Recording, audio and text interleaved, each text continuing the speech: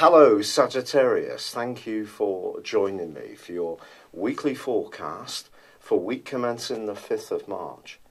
You're known as being someone who embraces a bright, positive approach to life, but as this week begins you may be surprised by just how sentimental you feel and sensitive about home-based issues, anything to do with your family, or even your historical roots.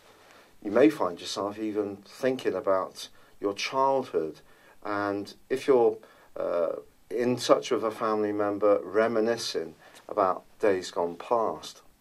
But the other thing that's going to be important to you is to understand your level of comfort in whichever environment you find yourself, and that's going to be a feature of the next couple of weeks. But all this is going to contrast sharply with the shift on Tuesday and Wednesday of Mercury and Venus respectively that go into the sign of Aries, your sister fire sign, and to be honest, these two moving into your 5th solar house is just about as good as it gets. So there's going to be a bit of a switchback, but in the background there's still going to be this hypersensitive vibe. But if you do want to break out more, be a bit more sociable and jolly, or invite people around to the comfort of your home and play host, it wouldn't be a surprise. Also, Mars in your sign is forging an awesome angle to Uranus, which is also in Aries. So you may find that there's a real switch between this more sentimental, delicate, and quite surprising side of your nature in some ways, to one that's much more action-orientated, living in the moment, appreciating your qualities, your creativity, and adding a bit of drama and spectacle to your life. Certainly the angle between Mars and Uranus can see you being much more your usual self when it comes to how you handle things. But by the end of the week, Saturn, the planet of structure, which is in the part of your scope to do with your resources, is squaring up to both Venus and Mercury. So if you're looking to splash out on a new wardrobe, a new look, or perhaps someone you really like, this is just asking you to just cool it down a little bit and stay grounded, especially on the emotional basis of your life, because the Sun continues in Pisces, but it does forge a brilliant angle to Pluto.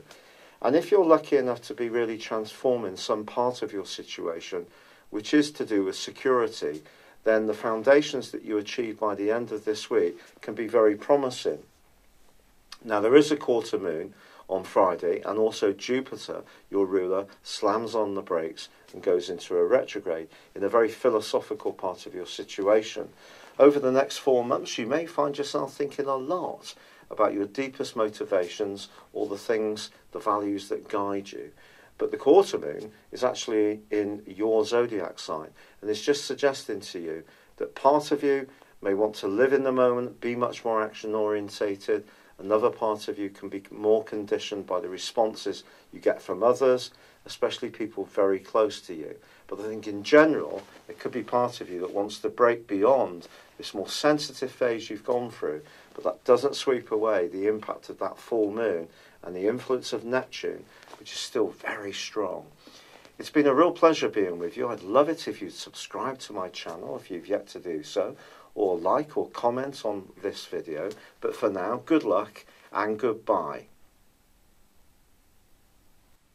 Thank you for joining me. If you'd like to know more, please visit my website at www.patrickarundell.com, or download my free app in iOS, Google or Facebook at www.horoscope-ace.com.